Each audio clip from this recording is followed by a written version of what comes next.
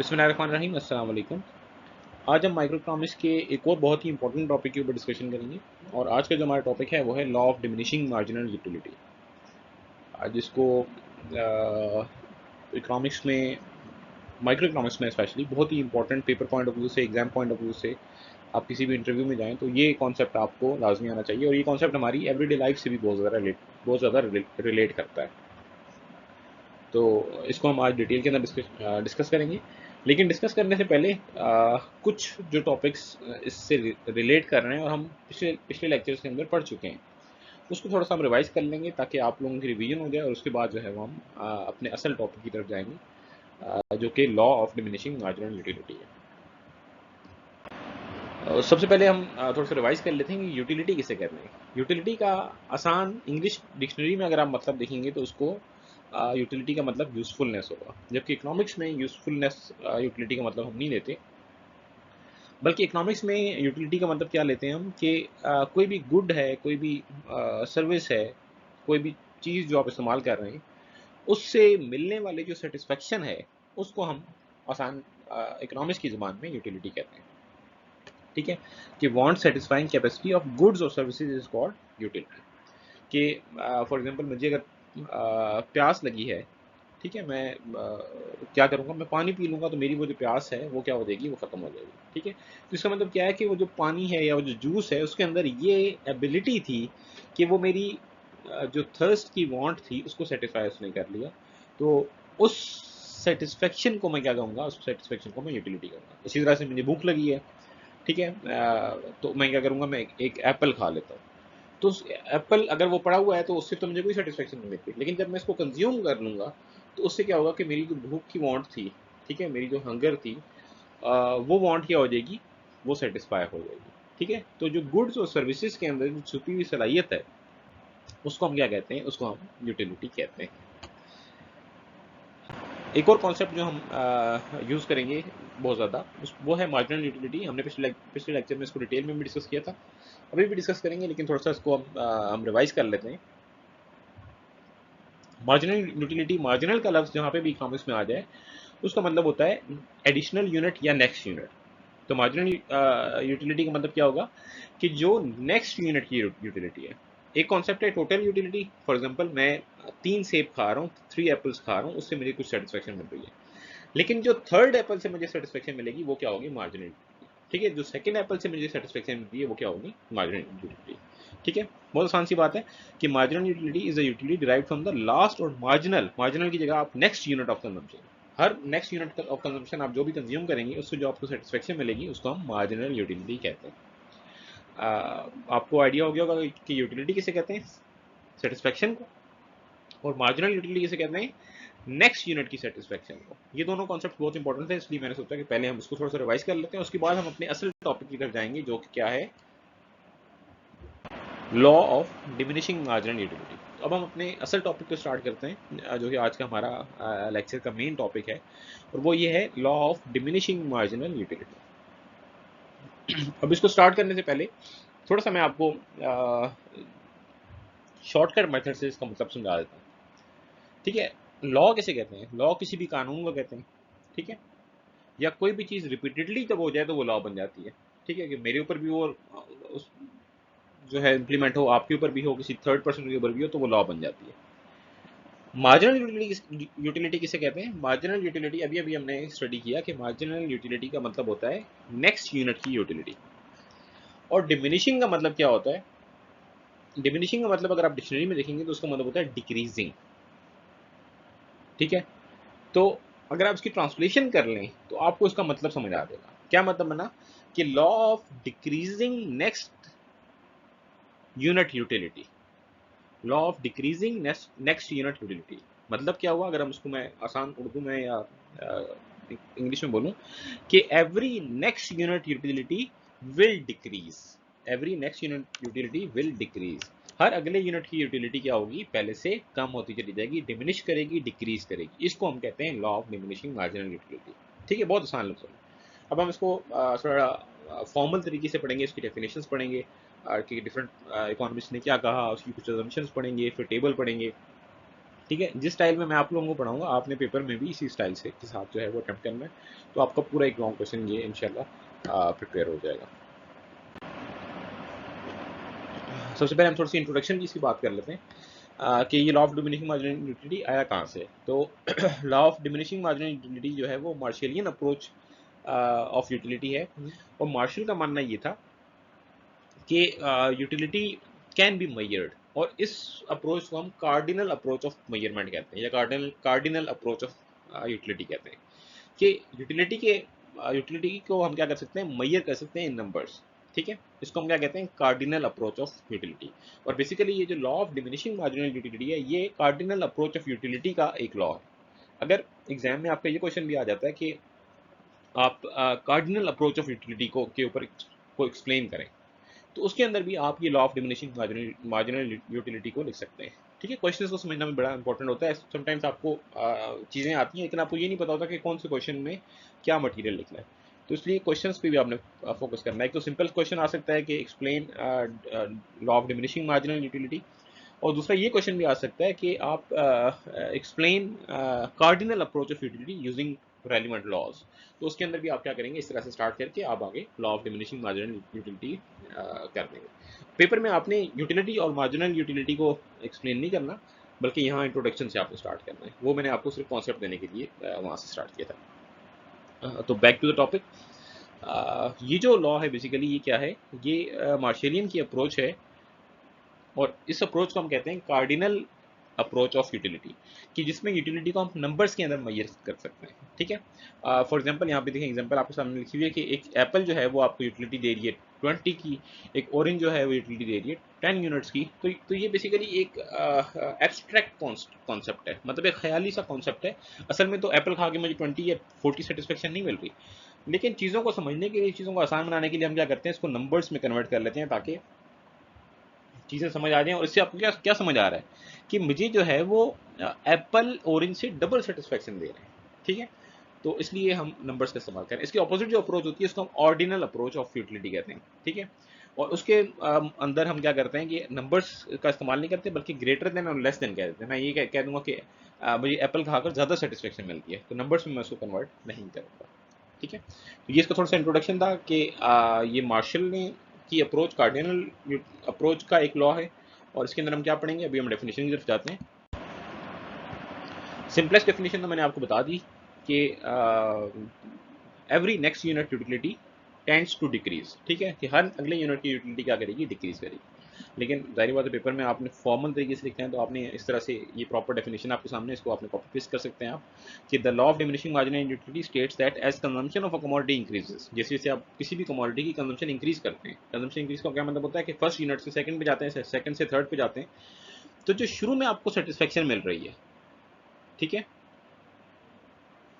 वो total satisfaction तो आपको इंक्रीज करेगी, लेकिन क्या होगा कि आहिस्ता आहिस्ता जो यूटिलिटी आपको एडिशनल यूनिट से मिलेगी वो क्या होगी, स्टार्ट्स डिक्रीजिंग। जो यूटिलिटी है आपको वो डिक्रीज होने लगेगी। मिसाल मैं आपको समझा देता हूँ कि मैं एक सेब खाऊंगा मुझे सेटिस्फेक्शन मिलेगी, मैं दूसरा सेब खाऊंगा तब भी मुझे सेटिस्फेक्शन तो मिलेगी, लेकिन जो सेटिस्फेक्शन होगी वो क्या होगी, पहले से कम होगी। ठीक है, टोटल में तो इंक्रीज हो आएगा, लेकिन मार्जिनल के अंदर क्या आएगा, डिक्रीज आएगा। सिंपल वर्ड्स में जैसे कि मैंने पहले एक्सप्लेन किया, the utility from each additional unit, कि हर अगले यूनिट की जो यूटिलिटी है, जो भी आप कंज्यूम करेंगे, डिक्लाइंस, वो हमेशा क्या होगी, कम होती चली जाएगी जैसे जैसे आप अपनी कंजम्पशन को बढ़ाएंगे। कंजम्पशन बढ़ाने का मतलब क्या है कि फर्स्ट यूनिट खाएंगे तो कुछ सेटिस्फेक्शन मिलेगी, सेकंड यूनिट खाएंगे तो थोड़ी कम सेटिस्फेक्शन मिलेगी। इसको आप हर चीज़ के अंदर अप्लाई कर सकते हैं, सिर्फ खाने पीने की चीज़ों के अंदर नहीं।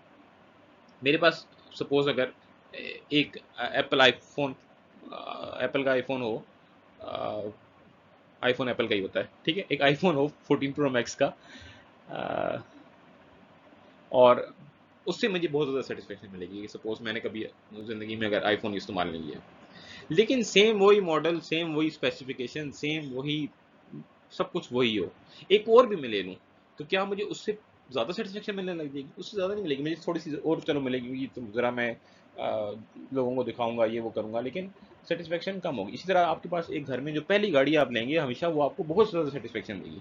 जब आप सेकंड गाड़ी लेंगे तो आपको अच्छा तो महसूस होगा, लेकिन वो उतनी सेटिस्फेक्शन आपको फीलिंग्स नहीं आएंगी जितनी आपको पहली गाड़ी लेने पे आई थी। ठीक है, इसी तरह घर की एग्जाम्पल है, इसी तरह पैसों की एग्जाम्पल भी है। ठीक है, कि हर अगले यूनिट ऑफ यूटिलिटी, हर अगले यूनिट ऑफ मनी की जो यूटिलिटी है वो भी कम होती चली जाती है। अब बहुत सारे इकोनॉमिस्ट इस पे डिसएग्री करते हैं और बहुत सारे economist marginal utility of money को कांस्टेंट अज्यूम करते हैं। लेकिन मैं आपको एक छोटी सी एग्जांपल के जरिए से समझाता हूँ कि मनी की जो एग्जांपल है, करेंसी जो है आपकी, उसकी जो यूटिलिटी है वो भी डिक्रीज करती है। आपने मेरे साथ रहना है, थोड़ा सा समझना है इस एग्जांपल को। देखिए, मैं अपनी एग्जांपल के लिए ले लेता हूँ कि जब मैं कॉलेज में था, जब मैं यूनिवर्सिटी में था, तब मैं ट्यूशन्स पढ़ाया करता था, ठीक है। और ट्यूशन से मुझे ये कोई 8-10 हज़ार पे अर्निंग होती थी टोटल। और उस टाइम पे जब मैं यूनिवर्सिटी में था, मेरी इनकम क्या थी, 10,000 सपोज, ठीक है। तो उस 10,000 में से अगर मेरा 1,000 रुपीज़ कहीं गुम हो जाए, ठीक है, कहीं गिर जाए, और आज सपोज मेरी इनकम 1 लाख रुपीज़ है, ठीक है, और आज मेरा 1,000 रुपीज़ कहीं गुम हो जाए, तो मैं कब ज़्यादा अफेक्ट हुआ हूँगा? तो ज़ाहिर बात है आपका आंसर यही होगा कि जब आपकी इनकम कम थी। अब क्यों ऐसा था? क्योंकि जब मेरी इनकम कम थी तो वो जो 1000 था, एडिशनल 1000 जो मुझे मेरे पास था, उसकी सेटिस्फेक्शन, उसकी मार्जिनल यूटिलिटी मेरे नज़दीक बहुत ज़्यादा थी, ठीक है। लेकिन जैसे जैसे मेरे हर अगला 1000, 11,000, 12,000, 13,000, वो आखिरी जो 99,000 के बाद 100,000 मुझे मिला, उसकी सेटिस्फेक्शन क्या होती चली जा रही है, कम होती चली जा रही है। अब अगर मेरा 1000 गुम हो जाए तो मैं इतना ज़्यादा बॉदर शायद ना करूँ, ठीक है, मुझे बुरा तो फील होगा, लेकिन मुझे बहुत ज़्यादा परेशानी नहीं होगी, मैं अगले घंटे के अंदर जो है वो नॉर्मल हो जाऊंगा, ठीक है। लेकिन तब अगर मेरा 1,000 रुपीज़ गुम होता तो हो सकता है कि मुझे 2-3 दिन तक उसका गम लगा रहता कि यार 1,000 रुपये मेरा पूरा गुम हो गया, ठीक है। यही सेम एग्जाम्पल आप अपने ऊपर भी अप्लाई करें। तो इसका मतलब क्या है कि जैसे जैसे आपकी इनकम बढ़ रही है, तो यू आर, जो उसकी सेटिस्फेक्शन है हर अगले रुपये की, वो क्या हो रही है, टेंड टू डिक्रीज, ठीक है। इसी तरह जो बड़े बिजनेसमैन हैं उनके देखें लाखों रुपए के नुकसान होते हैं तो वो नॉर्मल रहते हैं, ठीक है। हमारे जैसे किसी बंदे के अगर 10,000 का नुकसान हो जाए तो वो नॉर्मल नहीं रहेगा, क्यों? क्योंकि उनके पास इतनी इनकम नहीं है, ठीक है। तो इसलिए हम ये अज्यूम कर सकते हैं कि ऑलमोस्ट हर चीज़ के ऊपर ये लॉ अप्लाई होता है, सिर्फ खाने पीने की चीज़ों में नहीं, हर गुड्स के ऊपर, ठीक है। अब हम इसको थोड़ा सा टेबल के जरिए से देख लेते हैं कि किस तरह से आपने इसको लेके चलना है। तो ये आप यहाँ पे आप टेबल भी लिख सकते हैं, स्केड्यूल भी लिख सकते हैं, ठीक है। तो और आपने करना क्या है कि ये 3 कॉलम्स बनाने हैं, unit of commodity, total utility और मार्जिनल यूटिलिटी। इसका एक शॉर्टकट मेथड है, आपने इसको समझना है, ठीक है। देखिए, किसी भी चीज़ का आपने उसको क्रैम नहीं करना, उसका रटन नहीं लगाना, बल्कि एक कॉन्सेप्ट समझना है, आपने ये टेबल खुद बनाना है, ठीक है। कैसे बनाना है? यूनिट ऑफ कमोडिटी, यहाँ पे यूनिट ऑफ एप्पल आप लिख सकते हैं, ग्लास ऑफ वाटर लिख सकते हैं, कुछ भी आप लिख सकते हैं, ठीक है, जो आपका दिल करे। और ये इसको 1 2 3 4 5 6 7 8 लिख लेना है, ठीक है। यहाँ मार्जिनल यूटिलिटी को हमने क्या करना है, डिक्रीज करना है, ठीक है। क्योंकि हम यही लॉ पढ़ रहे हैं ना कि मार्जिनल यूटिलिटी हमारी क्या हो रही है, कम हो रही है। तो आपने जो भी यूटिलिटी यहाँ पहले लिखी, अगली यूटिलिटी को क्या करना है, उससे कम कर देना है। लाजमी नहीं है कि आप इक्वल नंबर से कम करें, लेकिन इक्वल से करेंगे तो चलें, आपके लिए आसानी रहेगी, ठीक है। आपने इसको क्या कर देना है, कम कर देना है। फर्स्ट पे अगर 10 लिखा है तो अगला क्या लिखेंगे, 10 से कम, 9 लिखेंगे, 8 लिखेंगे, 6 लिखेंगे, जो आपका दिल करे आप लिख सकते हैं, ठीक है। फर्स्ट पे आपने 100 लिखा अगर, तो अगले को आप क्या लिखेंगे, 80 लिखेंगे। फर्स्ट पे आप 1000 लिखेंगे अगर, तो अगले को आपने 800। तो इसको डिक्रीज करना है, क्योंकि हमने प्रूव ये चीज़ करनी है। जाहिर बात है, जो लॉ हम बना रहे हैं उसी के मुताबिक ही टेबल बनाएंगे, ठीक है। तो इस चीज़ का आपने ख्याल रखना है। तो यहाँ पर इस टोटल यूटिलिटी को फिलहाल भूल जाएं, आप पहले मार्जिनल यूटिलिटी का कॉलम फिल करें। और देखें, आसान सी बात है कि 10 से हमने स्टार्ट किया, 10 8 6 4 2 0 -2 -4, ठीक है। इसको थोड़ा सा माइनस में भी लेके आना है। और टोटल किस तरह निकलती है? टोटल आपको पता है कि इस मार्जिनल के साथ ही आ जाती है। फर्स्ट यूनिट की मार्जिनल यूटिलिटी 10 थी, तो एक यूनिट इस्तेमाल करके 10 सेटिस्फेक्शन मिली। सेकंड यूनिट की मार्जिनल यूटिलिटी देखें 8 है, तो दो की टोटल कितनी हो जाएगी, 10 + 8। इसमें यूं इस तरह से डायगोनल ऐड कर देना, 10 + 8। फिर अगला क्या हो जाएगा, 3 का 18 + 6, 24 + 4, 28 + 2, ठीक है, 30 + 0, 30 - 2, 28 - 4। इस तरह से करके ये आपने टेबल बना देना है। बेसिकली मार्जिनल यूटिलिटीज को आपने ऐड कर देना है। अब ये शो क्या कर रहा है, ठीक है, कि सपोज मैं फर्स्ट एप्पल खा रहा हूँ, तो फर्स्ट एप्पल खाने से मुझे 10 सेटिस्फेक्शन मिली। सेकंड एप्पल मैंने खाया, उससे 8 सेटिस्फेक्शन मिली। सेटिस्फेक्शन तो मिल रही है, लेकिन पहले से क्या हो रही है, कम हो रही है। थर्ड एप्पल खाने से मुझे 6 सेटिस्फेक्शन मिली, ठीक है। फोर्थ एप्पल खाने से मुझे 4 सेटिस्फेक्शन मिली। सिक्स्थ एप्पल मैंने जब खाया तो उससे मुझे 0 सेटिस्फेक्शन मिली।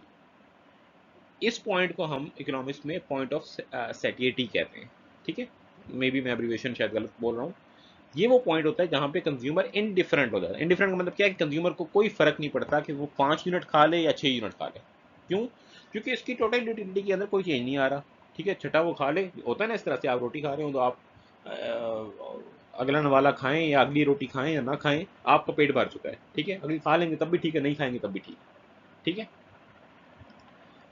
और जब आप इस पॉइंट से आगे की तरफ जाएंगे तो उससे क्या होगा कि आपकी सेटिस्फैक्शन नेगेटिव सेटिस्फैक्शन में कन्वर्ट हो जाएगी कि अगर उसके बाद भी मैंने एक और एप्पल खाया तो जो पहले वाले एप्पल मैंने खाए थे वो भी क्या हो जाएंगे, उसकी सेटिस्फैक्शन भी खराब हो जाएगी, हो सकता है मुझे वॉमिट हो जाए।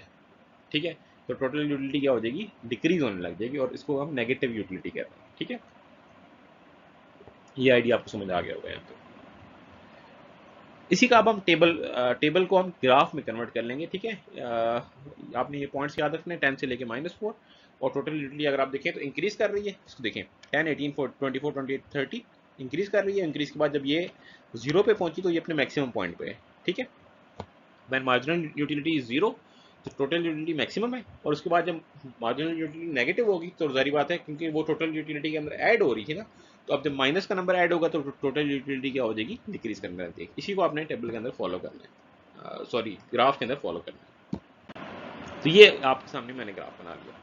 ठीक है, अब ये तो प्रॉपर पॉइंट्स प्लॉट हुए हैं ना, आपके लिए लाजमी नहीं है कि आप प्रॉपर पॉइंट्स प्लॉट करें, आपने इसकी शेप को याद रखना है, और इसकी शेप इस तरह से यूं इस तरह से जाके ये बना देनी है, और इसको यूं स्ट्रेट लाइन डिक्रीज कर देना।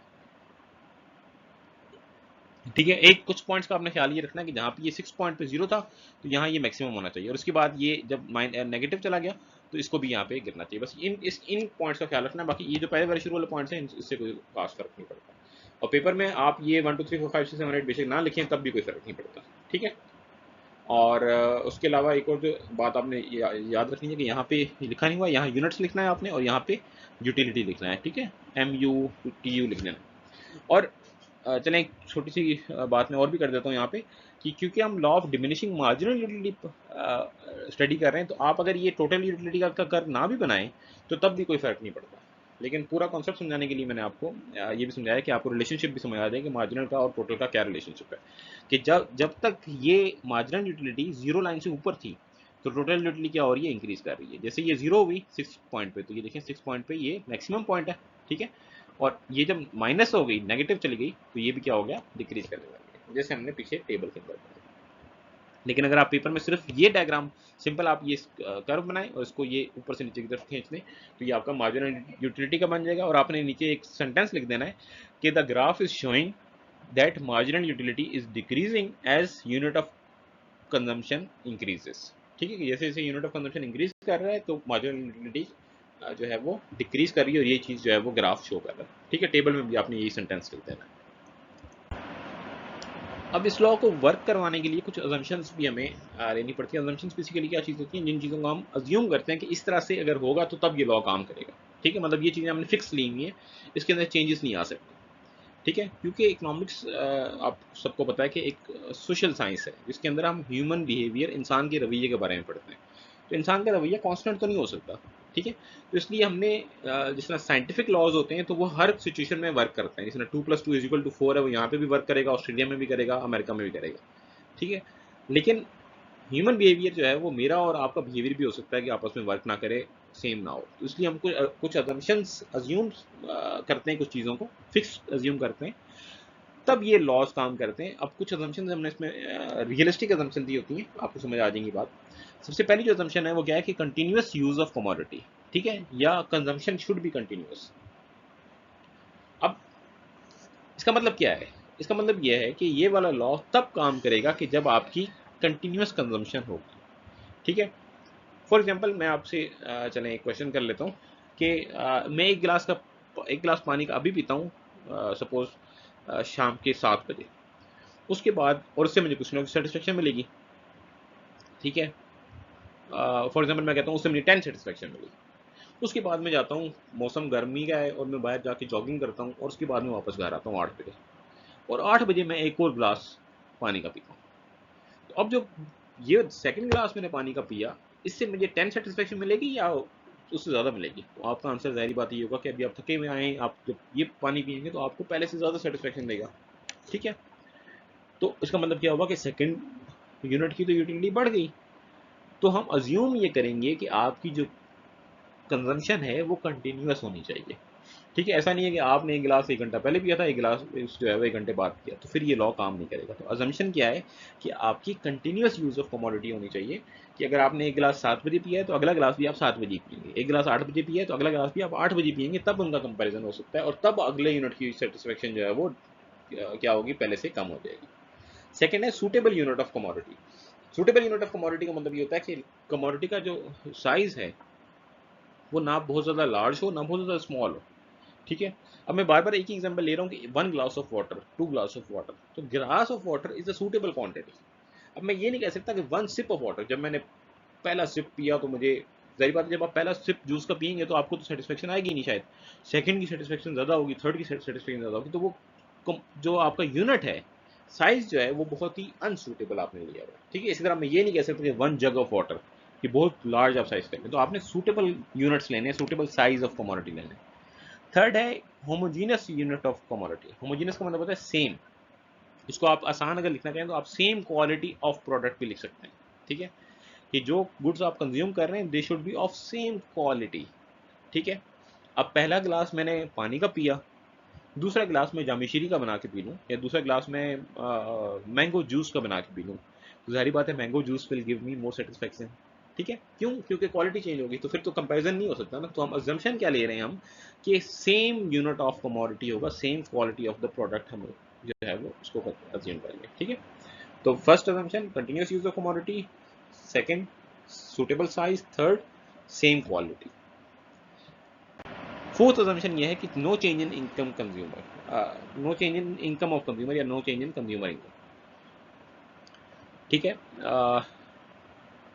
फॉर एग्जांपल मैं आपको एक एग्जांपल देता हूँ कि मैं जो हूँ वो एक खाना खा रहा हूँ। ठीक है, सपोज चिकन खा रहा हूँ, और एकदम से मुझे कॉल आती है कि जी आपको हमने जॉब से निकाल दिया। अब हर अगला नवाला हो सकता है कि मैं ये सोचूं कि यार ये आखिरी दफ़ा मैं चिकन खा रहा हूँ, पता नहीं अगली दफ़ा मुझे कब मिलेगी। तो हर अगला बाइट जो मैं खाऊंगा वो मुझे ज़्यादा सेटिस्फेक्शन देगा, क्यों? क्योंकि मेरी इनकम चेंज हो गई है। ठीक है, तो वो इनकम से आपकी स्टेट ऑफ माइंड चेंज हो जाएगी, तो आप इसलिए अज्यूम ये करेंगे कि इनकम ऑफ कंज्यूमर जो है वो कांस्टेंट रहेगी। फिर फिफ्थ नंबर पे है no change in consumer taste, कि कंज्यूमर का जो टेस्ट है, ठीक है, उसके अंदर कोई चेंज नहीं आया। फॉर एग्जाम्पल मैं अगर फर्स्ट एप्पल खा रहा हूँ, ठीक है, उससे मुझे कुछ ना कुछ सेटिस्फेक्शन मिलेगी। अब सेकंड एप्पल जब मैं खाने लगा तो एकदम से मैं जो हूँ वो मेरे दिमाग में आया कि जी एप्पल तो मुझे बहुत ज़्यादा पसंद है। अब जब मैं सेकंड एप्पल खाऊंगा, ठीक है, तो मुझे उससे बहुत ज़्यादा सेटिस्फेक्शन मिलने लग जाएगी। आप बेसिकली इसको इस तरह से ले सकते हैं कि जो कंज्यूमर है, जो बंदा चीज़ खा रहा है, कंज्यूम कर रहा है, खाना लाजमी नहीं है, खाने की एग्जाम्पल मैं इसके देता हूँ तो समझना आसान होता है। ठीक है, जो भी बंदा वो कमोडिटी को कंज्यूम कर रहा है, उसकी स्टेट ऑफ माइंड जो है वो चेंज ना हो, उसकी जो जहनी हालत है वो तब्दील ना हो। ठीक है, आप इसको इस तरह से ले लेंगे, मैं एप्पल खा रहा हूँ, सामने टीवी चल रहा है, ठीक है, फर्स्ट एप्पल मैंने खा लिया। अब टीवी पे वो फायदे बता रहे हैं कि जी एप्पल जो बंदा खाता है उससे उसको कैंसर नहीं होता, या उसकी स्किन जो है वो ग्लो करती है, ठीक है, उसको ब्लड की कमी नहीं होती। अब जब मैं सेकंड एप्पल खाऊंगा तो क्या मेरी स्टेट ऑफ माइंड पहले जैसी है? Obviously not. ठीक है, अब मेरी स्टेट ऑफ माइंड क्या हो गई है? चेंज हो गई है ड्यू टू न्यू इन्फॉर्मेशन। तो हम इसलिए एक और अजम्पशन भी लेते हैं, वो यहाँ पे मेंशन नहीं है लेकिन आप लिख सकते हैं इसके बाद से कि no change in state of mind. ठीक है, कि कंज्यूमर की स्टेट ऑफ माइंड के अंदर कोई चेंज नहीं आएगा। एक तो ये है ना कि पसंद ना पसंद, दूसरा ये है कि उसकी जो इन्फॉर्मेशन है उसकी स्टेट ऑफ माइंड के अंदर भी कोई चेंज ना आए, ये भी अज्यूम्ड है। Otherwise next unit will give him more satisfaction. ठीक है, तो ये कुछ अजम्पशंस नहीं, आप डिफरेंट बुक्स के अंदर डिफरेंट अजम्पशंस आपको मिलती हैं, तो आप के लिए एक हार्ड एंड फास्ट रूल नहीं है कि आप ये 5 लिखें या 4 लिखें। आप 5 की जगह 8 भी लिख सकते हैं और 5 की जगह 3 भी लिख सकते हैं। ठीक है, लेकिन जितना आप लिखें उतना अच्छी बात है। थोड़ा सा शॉर्टकट में इसमें बता देता हूँ, जिस तरह यहाँ लिखा हुआ है ना कि no change in consumer taste, अब इसके नीचे ये पूरी स्टोरी लिखी हुई है। अब कुछ स्टूडेंट्स मेरे जैसे होते हैं जो बहुत ज़्यादा नहीं लिखना चाहते, ठीक है, ये जिनकी मेमोरी मेरी तरह थोड़ी सी वीक होती है, तो उनके लिए आसान सा रूल क्या है कि आप क्या लिखें, ये हेडिंग डालें no change in consumer taste, और इसके नीचे एक सेंटेंस लिखेंगे, इट इज़ अज्यूम्ड, अजम्पशन है ना ये, it is assumed in this law that there is, आगे ये लिखते हैं no change in consumer taste. इसी तरह ये it is assumed in the law of diminishing marginal utility that there is no change in consumer income. ठीक है, इस तरह से करके भी आप सेंटेंसेस बना सकते हैं। हेडिंग्स आपको आनी चाहिए, सेंटेंसेस बनाएं, क्वेश्चन को थोड़ा लॉन्ग करें, हेडिंग्स और उनका इस्तेमाल किया करें, एग्जामिनर पे अच्छा इंप्रेशन पड़ता है। अब है एक्सेप्शंस और लिमिटेशंस ऑफ द लॉ। अब एक्सेप्शन या लिमिटेशन किसे कहते हैं, इसको आपने थोड़ा सा अंडरस्टैंड करने की कोशिश करनी है। जैसे कि मैंने आपको बताया कि इकोनॉमिक्स जो है वो ह्यूमन बिहेवियर को स्टडी करती है, और ये जो लॉज हैं ये साइंटिफिक लॉज नहीं है जो हर जगह पे ट्रू वैलिड हो। कुछ चीज़ों पे ये लॉज अप्लीकेबल नहीं भी होती, उन लॉज को हम एक्सेप्शन या लिमिटेशंस कहते हैं। ठीक है, एक चीज़ की लिमिट होती है ना, उसकी लिमिट से बाहर जो चीज़ें होंगी उस पर ये लॉ अप्लाई नहीं होगा। ठीक है, अब उसमें मल्टीपल चीज़ें मैं आपको भी एक्सप्लेन करूँगा, आपको समझ भी आ जाएगी। ठीक है, जैसे नॉलेज है, ठीक है, तो हर next unit of knowledge will give you more satisfaction, ऐसा ही है कि नहीं? इसका मतलब क्या है कि नॉलेज के ऊपर ये लॉ अप्लाई नहीं होता। इनकम और वेल्थ, अब वहाँ पे देखिए मैंने मनी की बात की थी, ठीक है, जो करेंसी की बात की थी। वेल्थ एक और चीज़ है कि हर अगला बंगला जो है वो मुझे ज़्यादा सेटिस्फेक्शन देगा। ठीक है, ये थोड़ा कंट्रोवर्शियल है, आप उसको लिखना चाहें तब भी ठीक है, नहीं लिखना चाहें तब भी ठीक है, लेकिन नॉर्मली अगर हम अपने ह्यूमन बिहेवियर की बात करें तो वो यही है कि हर अगली मर्सिडीज़ जो है वो मुझे पहले से ज़्यादा सेटिस्फेक्शन देगी, हर नया मॉडल जो मैं लूँगा वो मुझे पहले से ज़्यादा सेटिस्फेक्शन देगा। ठीक है, थर्ड जो चीज़ इसमें आती है वो है इंटॉक्सिकेंट्स। इंटॉक्सिकेंट्स की जगह को आसान इंग्लिश में हम ड्रग्स कहते हैं। ठीक है, जो नशा आवर चीज़ें होती हैं, हार्मफुल जो चीज़ें होती हैं। तभी अगर आपको याद हो स्टार्ट में मैंने क्या कहा था कि यूटिलिटी का मतलब यूज़फुलनेस होता है, लेकिन इकोनॉमिक्स में हम यूटिलिटी को यूज़फुलनेस नहीं लेते। ठीक है, क्योंकि ड्रग्स की तो कोई यूज़फुलनेस नहीं है। ठीक है, एक बंदा जो है वो अगर सपोज ड्रग्स का इस्तेमाल कर रहा है तो it is harmful, but still it is giving utility, क्योंकि उसकी वांट को तो वो सेटिस्फाई कर रहा है। तो इकोनॉमिक्स में हम वांट सेटिस्फेक्शन की बात करते हैं, यूज़फुलनेस की बात नहीं करते। तो जो बंदा ड्रग्स लेता हो तो हर नेक्स्ट यूनिट ऑफ ड्रग जो है वो उसको क्या करेगा, मोर सेटिस्फेक्शन देगा। एडिक्शन भी जिस चीज़ को आप कहते हैं, किसी भी चीज़ के आप एडिक्ट हो जाएं तो हर अगली चीज़ जो है वो आप क्या करेगी, पहले से ज़्यादा सेटिस्फेक्शन देगी, कम सेटिस्फेक्शन नहीं देगी। ठीक है, जिस तरह कुछ लोग आजकल की जनरेशन में अगर हम देखें तो मुख्तलिफ लोग जो हैं वो मुख्तलिफ सीजन्स के एडिक्ट हो जाते हैं। ठीक है, तो वो एपिसोड्स, हर नेक्स्ट एपिसोड्स एक ही रात में ख़त्म करने की कोशिश करते हैं। ठीक है, तो वो उनको ज़्यादा सेटिस्फेक्शन देती है, हर नेक्स्ट यूनिट उनको ज़्यादा सेटिस्फेक्शन देती है। तो ये इन चीज़ों पे ये लॉ काम नहीं करता। कुछ और भी चीज़ें हैं, फॉर एग्जांपल रेयर कलेक्शन वो होती हैं कि जो नायाब चीज़ें होती हैं। ठीक है, तो जो भी नायाब, अगर सपोज मुझे जो है वो इस तरह की नायाब चीज़ें, रेयर चीज़ें जो हैं दुनिया में जो कम पाई जाती हैं उनको कलेक्ट करने का शौक हो, तो हर अगली चीज़ जो भी मुझे मिलेगी कि ये 5000 साल पुराना जो है वो मुझे ग्लास मिल गया, तो वो मुझे क्या करेगा, पहले से ज़्यादा खुशी देगा। तो उसके ऊपर भी आपका ये लॉ काम नहीं करेगा। ठीक है, फिर है हॉबी, कि किसी इंसान की अगर कोई हॉबी है, ठीक है, कुछ कोई भी हॉबी हो सकती है, तो जैसे जैसे उसको, जैसे लोगों को चीज़ें जमा करने की हॉबी होती है, गार्डनिंग की हॉबी होती है, तो हर अगला पौधा जो वो लगाएगा, हर अगली स्टैम्प जो वो कलेक्ट करेगा, ठीक है, उससे क्या होगा, उसको पहले से ज़्यादा सेटिस्फेक्शन मिलेगी। फिर है फैशन। इसको फैशन भी कहते हैं, इसको एक और टर्म हम इस्तेमाल करते हैं, डेमोन्स्ट्रेशन इफेक्ट भी इसके अंदर ज़्यादा फिट आता है। फैशन के मतलब ये होता है कि कोई भी चीज़ अगर फैशन के अंदर आ जाए तो मैं उसको कलेक्ट करना चाहूँगा। ठीक है, जिस तरह रोलेक्स की घड़ी है या कोई और चीज़ है, तो वो मेरे पास होगी तो मुझे पहले से ज़्यादा सेटिस्फेक्शन देगी। ये इसमें हम एक और चीज़ का जिस तरह मैंने नाम ही लिया, डिमॉन्स्ट्रेशन इफेक्ट। ठीक है, डिमॉन्स्ट्रेशन इफेक्ट का मतलब होता है दिखलावा, कि हर वो चीज़ जो दिखलावे करने के लिए इस्तेमाल होती है उसके ऊपर भी ये लॉ अप्लाई नहीं होता। ठीक है, या जो स्टेटस सिंबल जो होता है, ठीक है, हर वो चीज़ जो स्टेटस सिंबल के तौर पर इस्तेमाल होती है उस पर भी ये लॉ अप्लाई नहीं होता। ठीक है, फॉर एग्जांपल अगर हम बात करें, जैसे आईफोन एक ब्रांड है, ठीक है, तो अगर आईफोन मेरे पास होगा तो मैं यहाँ आमतौर पर ये समझा जाता है कि ये बहुत ज़्यादा अमीर है, ठीक है, तभी इसने आईफोन रखा होगा, उसको स्टेटस सिंबल के तौर पर आप देखते हैं। ठीक है, इस तरह जो लोग बाय एयर ट्रैवल करते हैं वो स्टेटस सिंबल है। ठीक है, तो उसकी प्राइस हाई हो जाए, जो मर्जी हो जाए, तो उसके ऊपर क्या होता है कि ये लोग जो हैं वो उसको इस्तेमाल करते रहते हैं। ठीक है, तो उन उन ऐसी चीज़ें जो जो आपको वेल्थी फील करवाती हैं, उस पर भी ये लॉ अप्लाई नहीं होता, हर अगला यूनिट आपको ज़्यादा सेटिस्फेक्शन देता है। ठीक है, अगर आपको दिखलावा करने का शौक हो, ठीक है, तो मेरे पास जितनी ज़्यादा घड़ियाँ होंगी, जितनी ज़्यादा वॉचेस होंगी, जितने ज़्यादा परफ्यूम्स होंगे, महंगे से महंगे परफ्यूम्स होंगे, तो वो मुझे पहले से ज़्यादा सेटिस्फेक्शन देंगे कि मैं अपने फ्रेंड्स एंड फैमिली में जाके शो ऑफ कर सकूँगा। ठीक है, अब इस लॉ की कुछ इंपॉर्टेंस है। ये लॉ जो है वो बेसिकली लॉ ऑफ डिमांड की बेसिस प्रोवाइड करता है। लॉ ऑफ डिमांड अभी तक हमने स्टडी नहीं किया, नेक्स्ट टॉपिक्स के अंदर हम स्टडी करेंगे।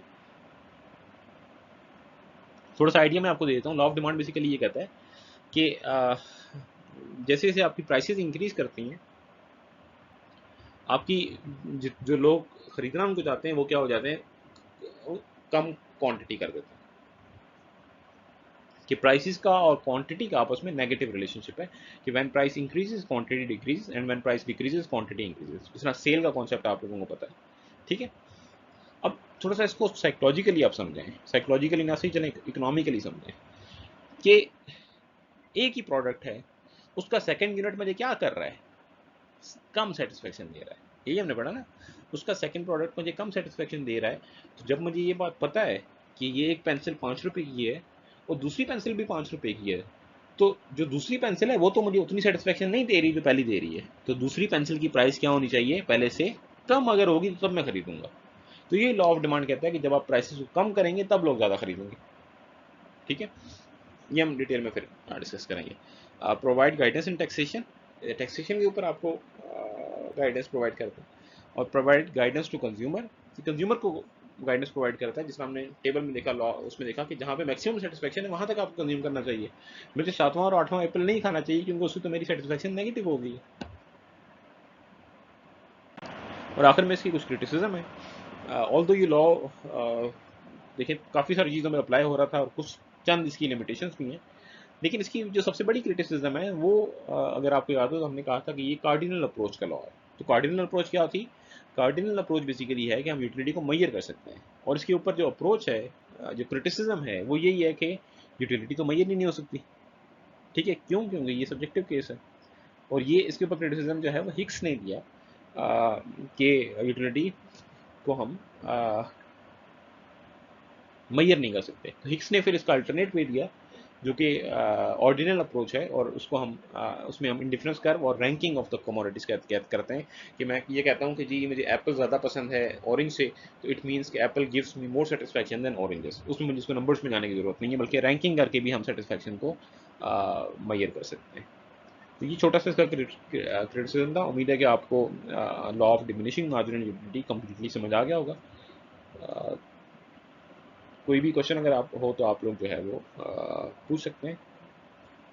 अपना बहुत सारा ख्याल रखिएगा। अल्लाह हाफ़िज़।